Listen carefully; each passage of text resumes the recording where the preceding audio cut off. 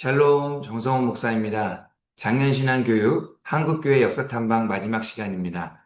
오늘은 익산 지역의 남쪽 지역과 중간 지역으로 이동해 보고자 하는데요. 또한 한국교회 초기 역사의 세 가지 순환 중 마지막으로 해방 이후에 교회와 공산주의 관계가 어떠했는지 살펴보고자 합니다. 주제가 무겁기는 하지만 잘 정리해 놓아야 하는 부분이기에 이번 기회에 잘 정리해 놓으시면 신앙에 큰 유익이 될 것입니다. 오늘도 하나님께서 우리 모두를 귀한 은혜와 진리의 자리로 인도해 주시기를 간절히 소망합니다. 기도하고 시작하겠습니다. 하나님 아버지 감사드립니다.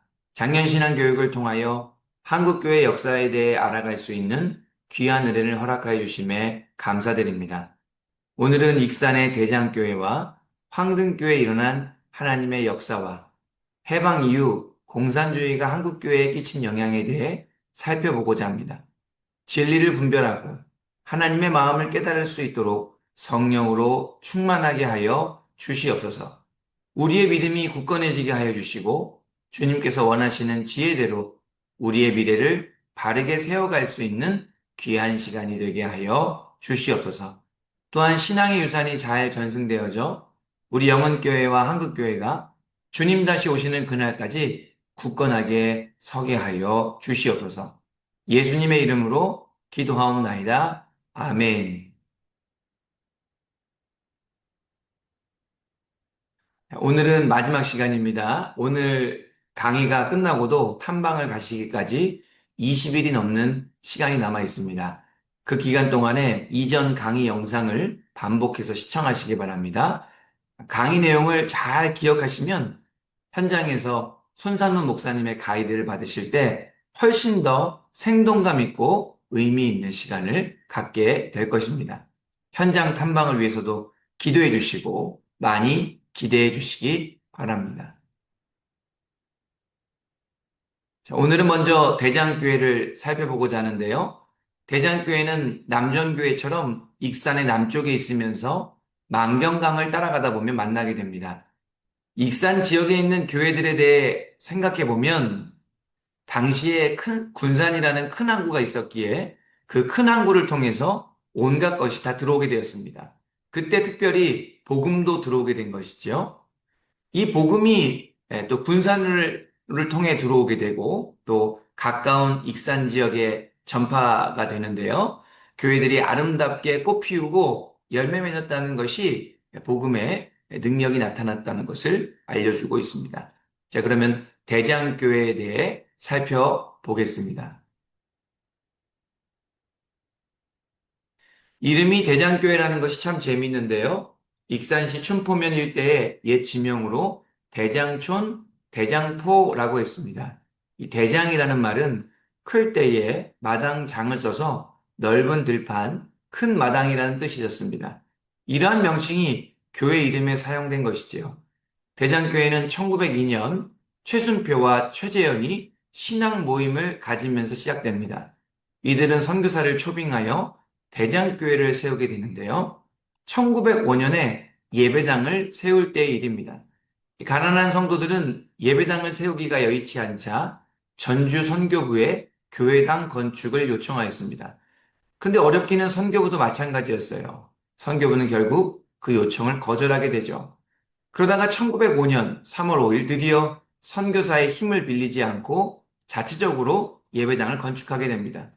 가난한 성도들은 역경을 만났고 기대된 원조를 받지 못했지만 하나님께서 도와주셨습니다. 그리하여 교회를 세우게 되죠. 대장교회는 그렇게 자생적으로 설립된 교회라는 점에서 큰 의미가 있습니다. 제가 이전 시간에 네비우스 3자 선교 정책에 대해 말씀드렸었는데요. 선교사님들이 한국교회가 자전, 자치, 자립할 수 있도록 유도했다는 것이죠. 그러한 일을 대장교회가 모범적으로 잘 해낸 것입니다. 그렇게 자생적으로 세워진 대장교회는 전주 선교부와 군산 선교부를 왕래하는 선교사님들의 중간 기착지였습니다. 이 대장교회가 전주와 군산의 길목에 있다 보니까 선교사님들이 오며 가며 대장교회에 자주 머무르게 되었고 또한 대장교회의 도움을 많이 받았습니다. 자생적으로 설립된 교회가 선교사님들에게 도움까지 주었다는 것이 참 자랑스럽고 멋진 일이라고 할 수 있습니다. 대장교회는 이러한 일들을 인정받아 그 터가 한국 기독교 사적 제43호가 되었습니다. 또한 대장교회는 민족의 아픔을 함께한 교회이기도 합니다. 대장교회 주변에 있던 만경평야는 호남의 대표적인 곡창지대인데요. 때문에 일제는 이곳에 땅과 쌀을 수탈하기 위해 대규모 농장을 설립했습니다. 대장교회 춘포면은 호남 평야의 중앙부에 자리 잡고 있어 일제 강점기에는 일제 미국 창고나 다름없었을 정도로 쌀 수탈의 전초 기지였습니다. 1914년 당시 익산 지역에 근거를 두었던 일본인 대농장은 대교 농장을 비롯해 약 20여 곳이 넘었는데 대장촌에는 세천 농장, 금촌 농장, 춘포에는 장국천 농장 등이 있었습니다. 1915년 당시 익산 인구의 60%는 일본인이었을 정도로 익산은 일본인의 도시가 되었고 그들은 수탈한 농지와 농장 경영으로 막대한 부를 축적하였습니다. 그만큼 한국인들의 물적, 정신적 아픔이 컸다는 것을 우리가 알 수 있습니다. 대장교의 역사는 바로 이러한 아픔의 현장에 대한 증언이라고 할 수 있는데요. 대장교회는 그러한 상황 속에서 또 민족의식이 강한 교회이기도 했습니다. 예배당에 노동야학을 열고 지역 주민들에게 조선어 강습을 실시했죠. 당시 대장교회 교인 박도연은 1919년 3.1운동의 영향을 받아 우리가 지난 시간에 배웠던 솜리 4월 4일 만세운동 때 남전교회 문용기와 함께 만세운동을 이끌다가 순국하게 됩니다. 또한 순교사 박병욱 전사님도 계시는데 이 박병욱이라는 사람은 목회자의 꿈을 갖고 서울 조선신학교에 입학하여 공부하던 중 6.25가 발발합니다.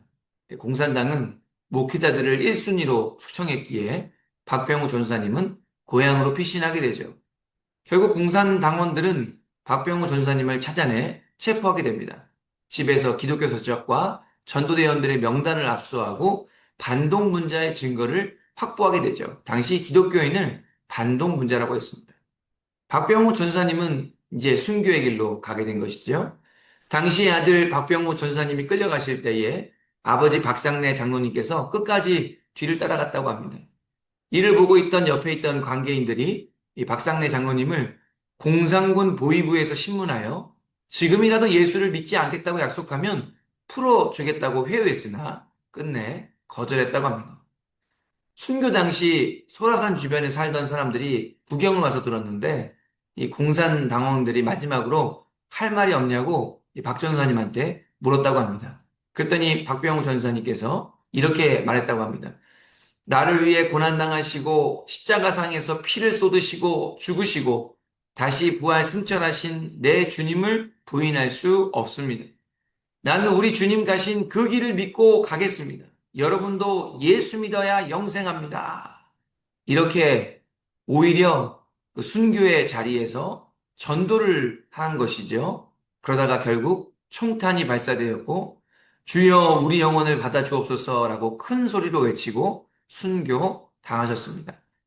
이렇게 대장교회는 우리 민족의 큰 아픔의 순간들을 함께하며 함께 고통받았던 민족의 아픔을 함께한 교회라고 할 수 있습니다.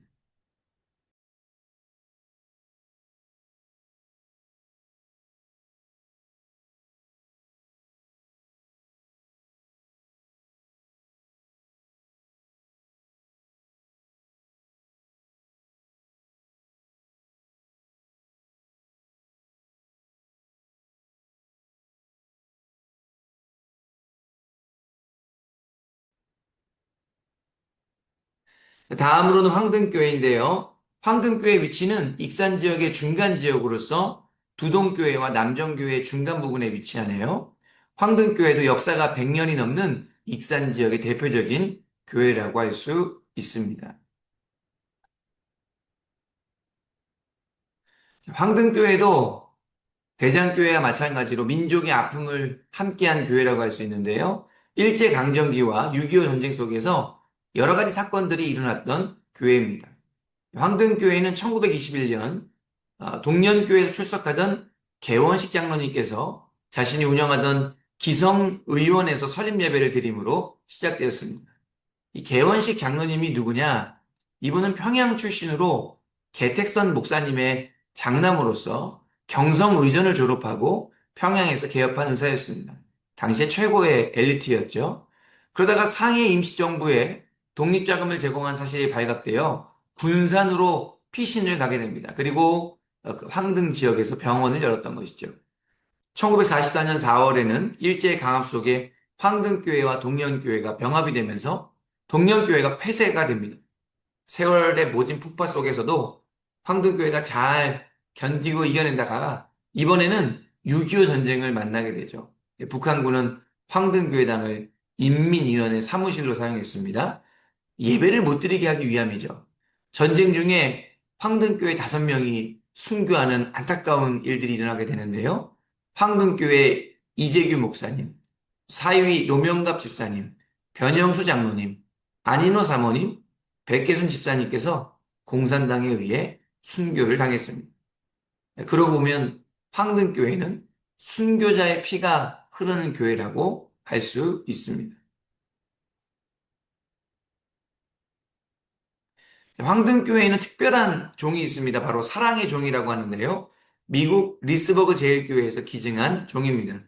이 종은 미국에 유학 중이던 게일승 목사가 미국 교회 요청해서 기증받은 것인데요. 1951년 6월 10일 우리나라에 도착한 종입니다. 1884년에 제작된 이 종은 우리나라에서 가장 오래된 교회 종으로 알려져 있습니다. 또한 황등교회는 지역사회를 위한 교회였는데요. 복음 전파를 위해서 1953년에는 삼성교회를, 54년에는 신흥교회를, 90년에는 율촌교회를 분립하였습니다.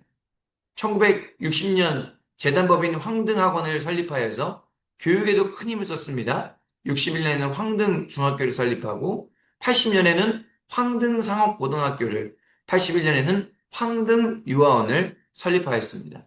그리고 2005년 3월 23일에는 비영리 민간기관인 황등작은도서관도 개관하였습니다. 2013년 1월 1일에는 비영리 민간단체 황등생명나무를 발족하였습니다. 이웃사랑을 꾸준하고 진실하게 실천하는 교회라고 할 수 있습니다.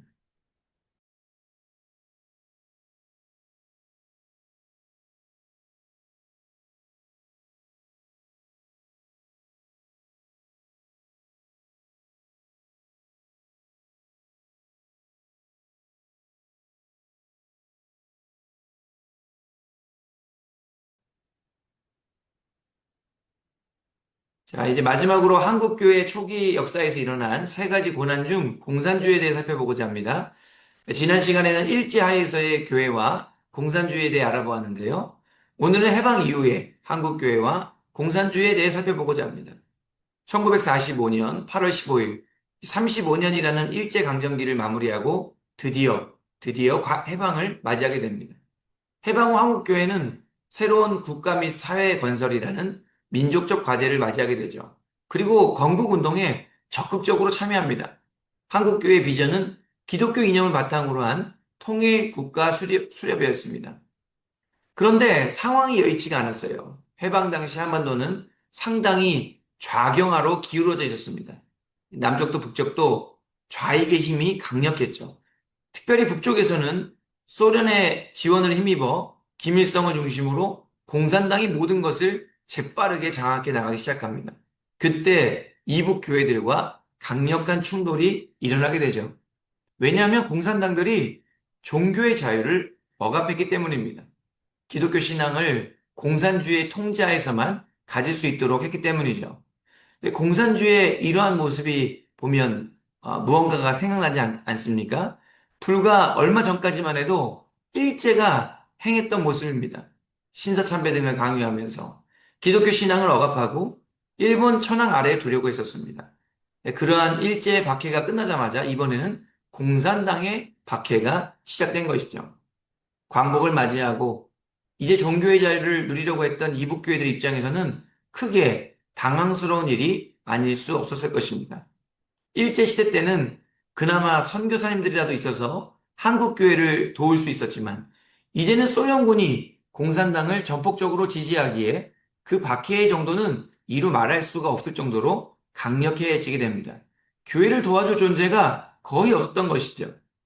지난 시간도 잠깐 언급했지만 역사학자들은 기독교가 공산당에 당한 박해는 일제에게 당한 박해의 8배 이상은 된다라고 말합니다. 그만큼 이북교회가 공산당으로부터 끔찍한 일을 겪게 되죠. 전 재산을 몰수당하고 가족 중에 목회자나 믿는 사람들이 숙청을 당하게 됩니다. 그러고 보면 공산주의는 그 자체가 하나의 특수한 종교라는 것을 알 수 있는데요. 공산주의는 다른 종교들을 인정하지 않습니다. 다른 종교들을 박해하는데 특별히 반기독교적인 종교였던 것입니다. 그래서 이북교회 성도님들이 남쪽으로 내려오게 되는데요. 그나마 당시 남쪽은 미국을 중심으로 종교의 자유가 보장되어 있었기 때문입니다.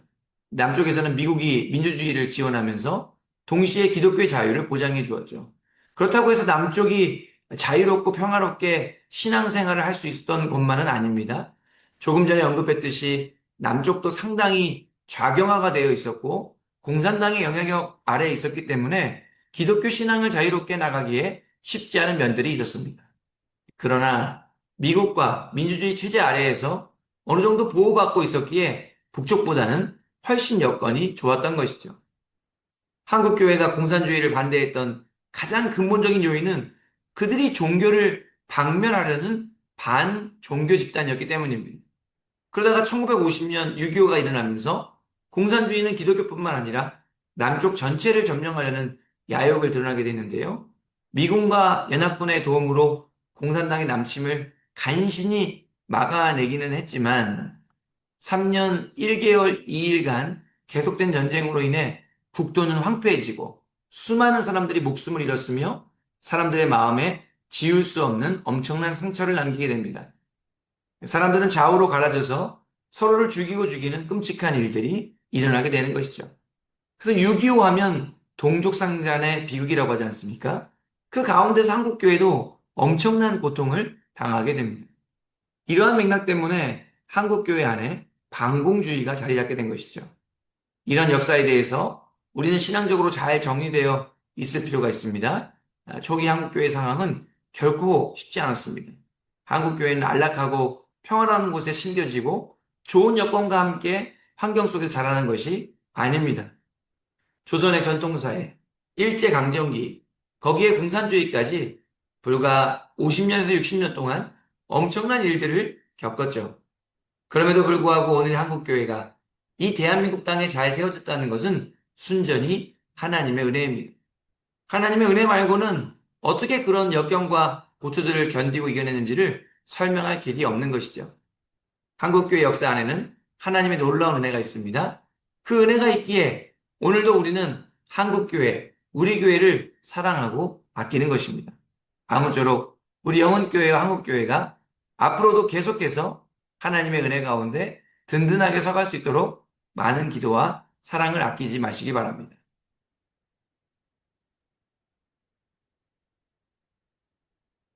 오늘 강의를 통해 몇 가지 중요한 교훈을 나누고자 하는데요. 첫 번째로 대장교회가 자생적 교회라고 했습니다. 그럼 따지고 보면 자생적 교회라는 말은 사실 어불성설입니다. 어느 누구도 다른 사람의 도움 없이 혼자 성장할 수는 없기 때문이죠. 대장교회는 선교사님의 도움은 못 받았지만 가장 중요한 하나님의 도우심을 받았습니다. 그러기에 자생적 교회는 하나님의 도우심, 하나님의 은혜를 더 많이 받은 은혜 충만한 교회라고 할 수 있죠. 바울은 수많은 하나님의 일을 감당했습니다. 그러나 그 모든 것은 자신이 한 일이 아니요 오직 나와 함께 하신 하나님의 은혜라고 고백하는 것을 보면 알 수 있죠.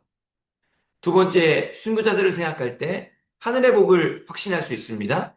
예수님 믿는다는 이유만으로 목숨을 빼앗기고 예수님을 바르게 믿으려고 하는 것만으로도 박해를 받는다는 것은 정말 고통스러운 일이죠. 그러나 우리 예수님께서 뭐라고 말씀하셨습니까? 의를 위하여 박해를 받은 자는 하나님께서 복이 있다라고 말씀하셨습니다. 왜냐하면 하나님께서 그들에게 천국을 주실 것이 확실하기 때문입니다. 우리가 일상에서 순교할 수는 없지만 항상 순교적인 삶을 살아갈 수 있게 되기를 바랍니다. 하늘이 참된 복인 천국을 바라보며 양보하고 용서하고 희생하며 섬기는 삶, 순교자적인 삶을 살아가시기 바랍니다. 마지막으로 한국교회를 생각할 때 예수님의 오른손에 붙들려 있던 요한계시록 7교회가 생각났습니다. 한국교회는 짧은 기간 동안 크고 작은 어렵고 힘든 일을 많이 겪었습니다. 그러기에 아픔과 상처가 깊고 많습니다. 그렇지만 그 모든 시간을 은혜로 잘 이겨내고 오늘 여기까지 잘 왔습니다. 왜 그렇습니까? 우리 예수님께서 한국교회를 오른손에 붙잡아 주시고 계시기 때문이죠. 한국교회는 예수님의 붙들어 주시는 은혜 가운데 수많은 고난과 역경, 핍박을 잘 이겨냈습니다. 그러기에 앞으로도 어렵고 힘든 일들을 얼마든지 이겨낼 수 있는 것이죠. 예수님의 붙들어 주시는 은혜만 신뢰한다면 지금보다 더 잘할 수도 있습니다.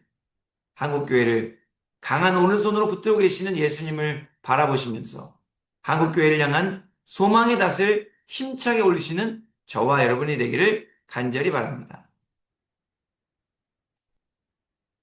자, 한국교회 역사탐방을 이제 정말 마무리하려고 하는데요. 이 시간을 통해 배우신 것들을 마음속에 잘 간직하시길 바랍니다. 거기에는 우리의 뿌리가 있고 우리가 바로잡아야 할 정체성이 있기 때문입니다. 또한 한국교회 역사 속에는 우리가 나아가야 할 방향과 길도 들어 있습니다. 한국교회 역사를 통해 하나님의 뜻을 깨닫고 믿음으로 순종하기로 결단하는 저와 여러분이 되길 바랍니다. 하나님의 놀라운 역사가 우리를 통해 우리 교회와 한국교회 안에 이루어지게 될 것입니다. 기도하고 마치겠습니다. 하나님 아버지 감사드립니다. 한국교회 역사탐방을 통해 저희의 뿌리와 정체성을 점검하게 하시고 은혜 가운데 새롭게 잘 세울 수 있도록 인도해 주시니 감사드립니다. 저희 교회와 한국교회가 하나님의 은혜 충만한 자생적 교회가 되게 하여 주시옵소서. 이 땅에 자생적 교회가 차고 넘치게 세워지게 하여 주시옵소서. 또한 진정으로 복 있는 삶을 살아가게 되기를 원합니다. 세상의 복을 따르지 아니하 오직 하나님의 복, 하늘의 복을 구함으로 순교자적인 삶을 살아가게 하시고 천국의 소망을 품고 살아가게 하여 주시옵소서. 또한 한국교회가 예수님의 오른손에 강하게 붙들려 있는 줄 믿습니다. 여기까지 인도하신 은혜와 사랑에 감사하며 앞으로 예수님의 오른손에 붙들려 주님의 인도하심을 받고 살아가는 영흥교회와 한국교회가 되게 하여 주시옵소서. 그래야 하나님께 영광 돌리며 이웃을 사랑하며 세상에 선한 영향력을 미치는 저희 모두가 되게 하여 주시옵소서. 예수님의 이름으로 기도합나이다. 아멘. 감사합니다. 그동안 고생 많으셨습니다.